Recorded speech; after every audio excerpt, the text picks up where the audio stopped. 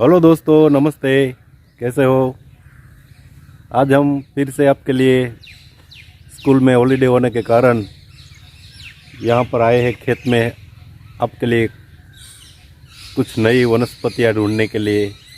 इस खेत के अंदर बहुत सारी मात्रा में पीली चाँचल वाली, उसे बोड़ा कलर भी कहते हैं, कपुड़िया कलर भी कहते हैं, भोपात्री भी कहते हैं गुजराती में, और मामेजवा भी है, मामेजक कहते हैं। ये सब है, रतवेलिया है। देखते हैं आज कितनी वनस्पति मिलती है। जितनी मिलेगी उन सब को हम अपने कैमरे में कैद कर लेंगे और आपको दिखाएंगे। तो आओ अब इसके बारे में डिटेल में देखते हैं। ये सुंदर प्यारी सी जगह, हॉलीडे के कारण हम इधर उधर छोड़ प्लांट पौधे ढूंढते रहते हैं और आपकी सेवा में पेश करते रहते हैं। आज हम जिस पौधे की बात करेंगे इसको ट्रैक्साकम ऑफिसिनल यानी डैंडेलियन के नाम से जाना जाता है। हिंदी, गुजराती और संस्कृत में सिंहपर्णी ही कहते हैं इसे। ये पौधा लगभग आपको 2 से 4 फीट की हाइट वाला मिल जाएगा। बाग बगीचा या कहीं पर भी गीली जमीन होगी, नदी किनारे, सरोवर किनारे आपको दिखाई देगा। ये पौधा आप देखते ही समझोगे कि ये कहीं भोपात्री है या कुकरोंता है या कलाहर है या पीली चाचड़ मारी है, पर आपको पहचान करने में आसानी पड़े इसीलिए आप इसके फूल को बराबर ध्यान से देखें। ये पीला ही होता है। ये सूर्यमुखी परिवार का पौधा है और एक कॉमन बात इनमें ये है कि इसके ऊपर जो गेंद लगी रहती है फूलों की सफ़ेद, ये किसी और में नहीं होती, ये सिर्फ सिंहपर्णी में ही होती है। इसके पत्ते भी जमीन के हिसाब से अलग अलग आपको दिखाई देंगे। ये लंबाई चौड़ाई में भी और रंग में भी अलग अलग होते हैं। ये आपको 2 से 20 इंच की लंबाई वाला मिल जाएगा इसके पत्ते, और चौड़ाई में ये 2 से 4 इंच की चौड़ाई भी इसकी हो सकती है। पत्ते दांतेदार होते हैं। अब इसके औषध प्रयोग में किस चीज़ों का उपयोग किया जाता है, तो आप फूल, इसकी जड़ें और पत्तियों का इस्तेमाल कर सकते हैं। गुण में ये जवरग्न, शोथग्न, कृमिघ्न और जंतुघ्न है। आइए अब हम इसके औषध प्रयोग के बारे में जान लें। बॉडी की त्वचा को सुंदर करने में ये बहुत कामयाब है।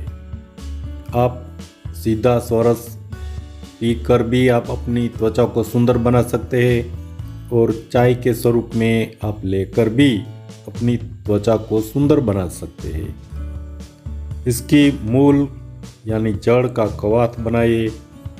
ये कवाथ का आप नियमित सेवन करते हो तो दर्द, शरीर के बॉडी के सारे पेन, जवर यानी फीवर और संधिवात और सूजन में भी आपको लाभ करेगा।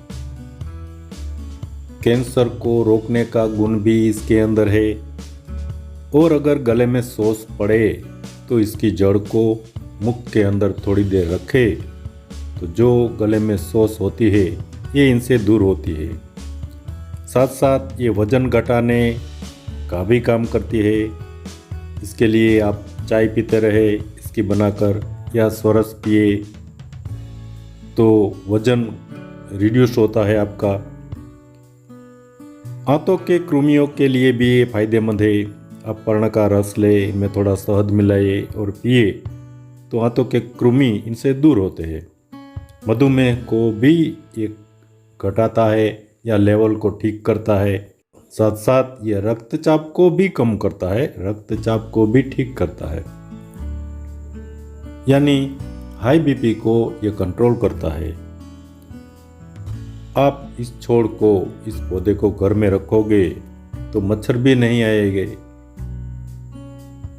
और इनमें एक बढ़िया गुण ये है कि इसका नियमित सेवन करने से हड्डियों को मजबूत करता है। और बढ़ा हुआ लीवर, यानी लीवर की कोई भी प्रॉब्लम है तो आप छूट से इसका इस्तेमाल कर सकते हैं। सिंहपर्णी का स्वरस शीतल है, लहू विकारों को दूर करता है, तृषा को मिटाता है, जलन को दूर करता है और ये गैस अपचा को भी दूर करता है, यानी डाइजेशन कॉन्स्टिपेशन को ठीक करता है, कोलेस्टेरॉल को भी कम करता है, पेट का दर्द हो इसे भी ये दूर करता है और पूरे बॉडी की रोग प्रतिकारक क्षमता को यह बढ़ाता है। तो इस काल में इसका सेवन करना बेहद ज़रूरी हो गया है। आप इसकी चाय बनाकर भी आप सारे अपने रोगों को दूर कर सकते हैं। चाय किस तरह बनाइए, मानो आपने 2 चाय के 2 कप पानी लिया, 5-10 मिनट तक उसे गैस पर रखा, पका लिया। इनमें पहले ही आपको 1-2 चम्मच सूखी पत्तियाँ हो या गीला रस हो तो 1-2 चम्मच रस डाल दे और दिन में 2-3 बार इसे पीना चाहिए। तो जितना स्वरस काम करता है इतना ही ये चाय भी काम करती है। पत्तियों का स्वरस आप 4 से 10 ग्राम की मात्रा में सेवन करें, यानी आधा से 1 तोला की मात्रा में। और सूखी पत्तियों को भी आप 4 से 10 ग्राम की मात्रा में सेवन करें, आधा से 1 चम्मच। मूल की जड़ का चूर्ण अगर आप औषध प्रयोग में इस्तेमाल करना चाहते हैं तो वो आधा चम्मच आप ले, 1 चम्मच ले तब भी कोई बात नहीं है। हाँ, आप इसका थोड़ा साइड इफ़ेक्ट है, ये आपको देखना चाहिए। साइड इफ़ेक्ट ये है कि आप आँखों से दूर रखें और किसी को इसकी एलर्जी हो सकती है तो ये लोग भी ना पिए। और अगर किसी आपकी पुरानी दवा चल रही है तो इनमें भी आप सोच समझ कर पिए। जी धन्यवाद।